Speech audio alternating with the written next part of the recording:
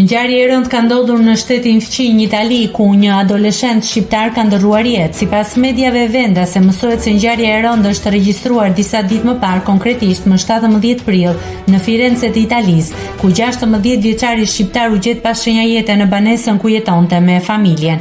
Ishte nëna e të riut, ajo e cila gjeti të vdekur djalin e saj në shtratin e tij. Kur ajo u kthye nga puna dhe pa të birin që nuk ishte në dhomën e ndenjes dhe as nuk mori përgjigje kur e thirri dhe prandaj shkoi në dhomën e tij dhe duke menduar se ishte në gjumë filloi që ta thërriste për ta zgjuar, por fatkeqësisht ndodhi se e thirri disa herë, ai nuk ktheu përgjigje dhe kështu e tmerruar, ajo telefonoi urgjencën. Kanë qenë mjekët ata të cilët e konfirmuan vdekjen e të miturit në vendin e ngjarjes. Sipas të dhënave paraprake, vdekja dyshohet se ka ndodhur për shkaqe natyrale, ndërkohë që në trupin e tij nuk janë konstatuar shenja dhune. Nëse klikoni mbi butonin subscribe, do t'ju shfaqen të gjitha publikimet tona.